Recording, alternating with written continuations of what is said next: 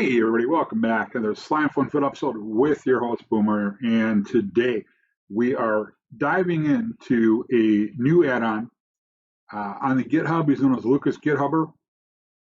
On the Discord, it's I believe Algoem, and we're talking about element manipulation.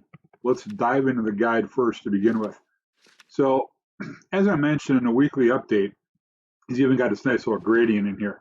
There are a few parts to this. This is very similar to Light Expansion's UU Matter. It has the same principle of it, and it also has a little bit of Infinity Expansion integration as far as machinery. So there are a number of different elements.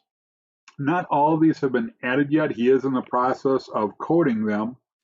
There you can see there are a total of 44 currently planned elements, of which a number of these are already in the game. Most of these are, and a few others that we'll talk about here in just a little bit. Now, the goal of element manipulation is to literally take an item, disassemble it down into its raw elements, and then allow you to manipulate that into something different. The same way that Light Expansion's UU Matter works. You take, for example, excess cobble, throw it into a recycler, which turns it into scrap, and then you can convert that into UU Matter.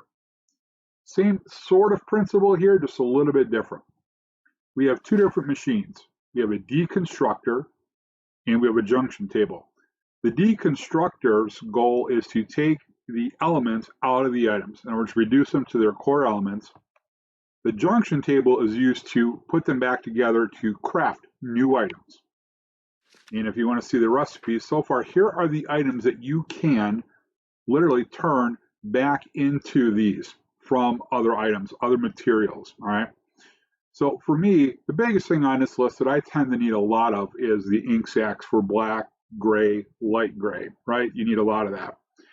There are a number of different ways that we can accomplish this. Now to start with, I've built a basic farm system here. It's a little rudimentary, but what I have running are 3 advanced virtual farms.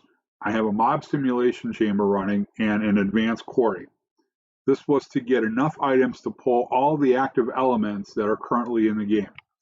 So what I've done with the advanced quarry, as you can see right now, it's not backing up because I either have everything going into a deconstructor or into a trash can.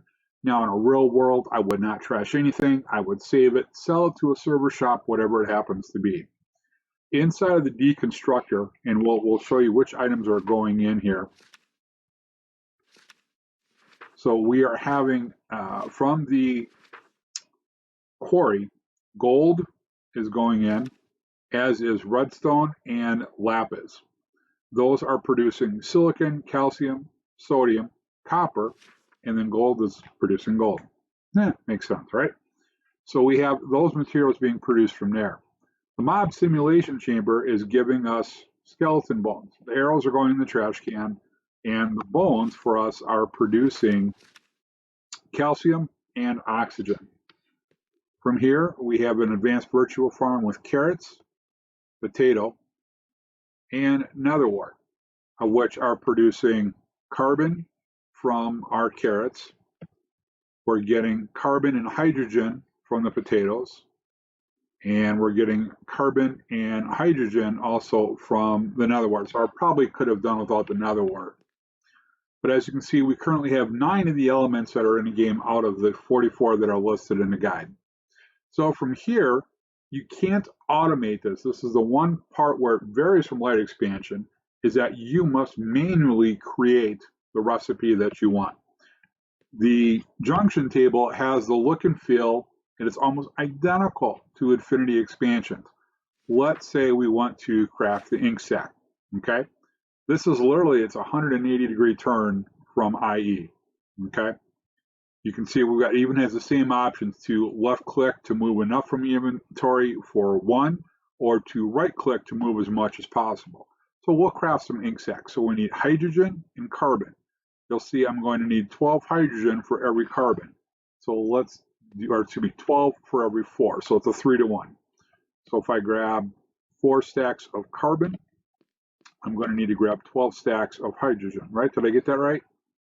Let's make sure we got the right recipe ratio here. Where are we going? There we go. Looks like I need, there we are. Okay, so let's pull that out. Hydrogen, yeah, we need 12 hydrogen and 4 carbon. So we got 4 carbon, we need 8 more hydrogen. 1, 2. So what we're going to do is just craft a whole bunch of these at once. Okay, so we'll come in here, again, come to our recipes, and now I can either left click to move one at a time, click to craft, there's my ink sac. I can come back into the recipes and right click to move through as many as possible, and then just click them all. Now you do need 4,096 joules per craft.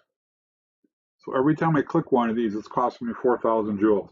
That's a lot of power. You got to be generating a ton. So where does this come in, right? Because this part is not automatable. Where does this fit in the game currently compared to some of the other add-ons? Well, there are still a lot of elements that have not been added, which tells me there's a lot of new creativity that's still coming. So to just look at this and say this is all this is very narrow vision right now. This is still very early game. Okay, there's still a lot to be worked out. That those other elements have to be brought in to see what can it create, what can it do. So I'm looking forward to seeing what else gets added into this.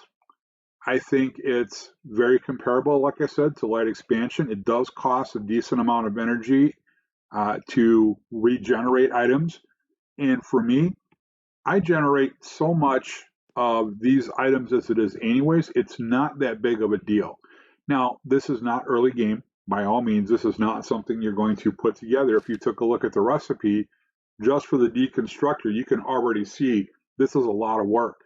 A couple of power crystals, 4 reinforced plates. It means 32 reinforced ingots, right?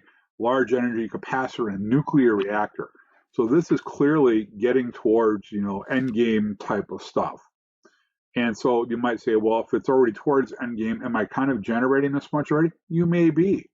But on the world that I play on, the server that I play on, a lot of you are familiar with it, I don't have an ink sac farm. There isn't a way for me to do it other than a vanilla Guardian farm. Believe it or not, Slimefun doesn't really have a great way of making ink sacs. You could do it with light expansion, the same process, going from scrap to UU matter. So for me, this actually kind of helps, just because I go through so many ink sacs. It may not work for you. Maybe something else will work for you. Maybe honey. Again, if you don't want to go through the challenge of making a bee farm and harvesting and all that, you can make honey bottles. Carbon, hydrogen, and oxygen. You already have plenty of those. And for me, honey bottles definitely would be something that I would be using. So you have quite a few different options here. And like I said, the good chances are that you're generating enough of these to where you can get all these elements. So as more elements and items get added to this, I'm looking forward to seeing what he does. I wish him best of luck, Agwem. Nice job. Keep up the work. We're looking forward to further updates. But as always, when you're playing Slimefun, you gotta go boomer or you gotta go home. We'll see you later.